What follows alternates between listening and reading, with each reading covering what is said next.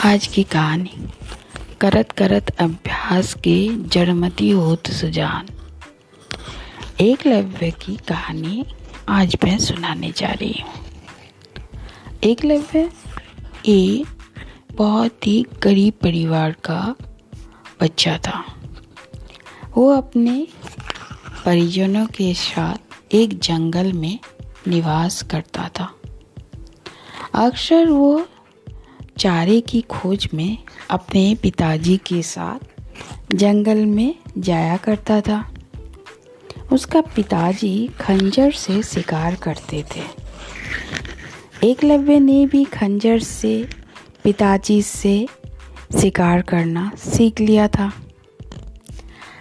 वो अभ्यास भी किया करता था, पर उन्हें इसका अभ्यास करने के लिए उसे खुले मैदान में जाना पड़ता था। वो इसके लिए कठिन कार्य साबित होता। उसने अन्य विकल्पों के बारे में बहुत सोचा।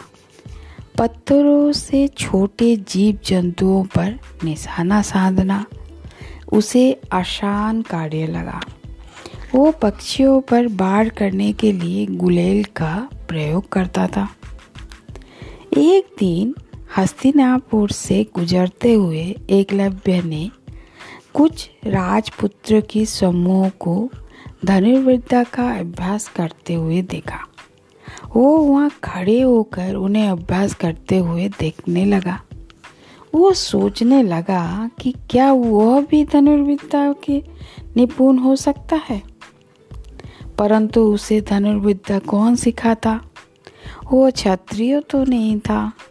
उस समय केवल क्षत्रिय जाति के लोगों को ही धनुर्विद्या की कौशल का अभ्यास कराने का अधिकार था। एकलव्य अपने भाग्य को कोसता हुआ अपने घर की ओर जाने लगा। वो सोचने लगा कि मैं जानता हूँ कि मैं धनुर्विद्या में निपुणता अर्जित कर सकता हूँ। मेरी निशानेबाजी भी बहुत ही अच्छी है। किंतु कुछ दिन पूर्व मैंने एक भागते भागते छिपते खरगोश पर सीधे निशाना साधा था तथा उसे एक ही बार में मैंने मार गिराया था।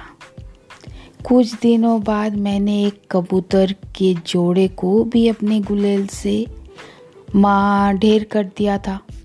अगर मैं धनुर्विद्या में भी निपुण हो जाता हूँ तो मैं हिरन आदि पशुओं का भी शिकार आसानी से कर पाऊंगा, परंतु मैं कभी भी धनुर्विद्या में निपुण नहीं हो पाऊंगा।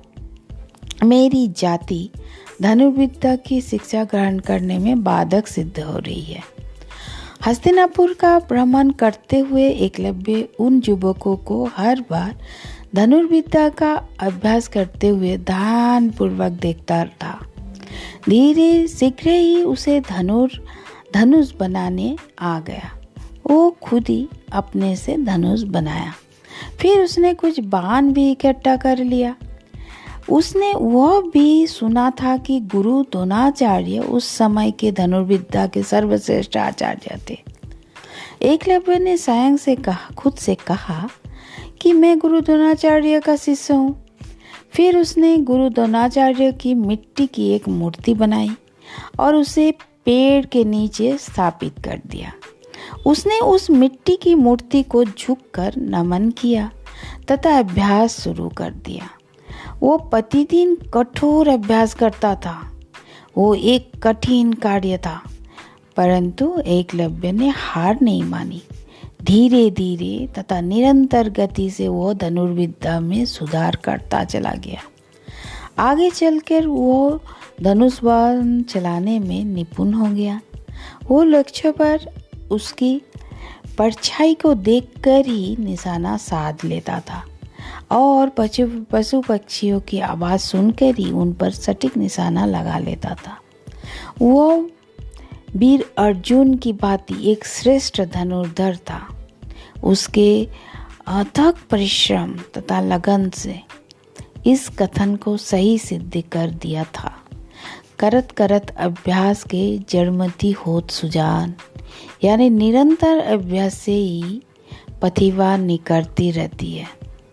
इस कहानी से हमें वही शिक्षा मिलती है कि किसी कला में निपुण होने के लिए व्यक्ति को कड़ी मेहनत, लगन और निरंतर अभ्यास की ज़रूरत होती है।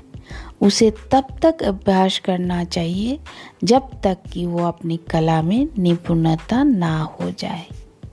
यही थी आज की कहानी। धन्यवाद।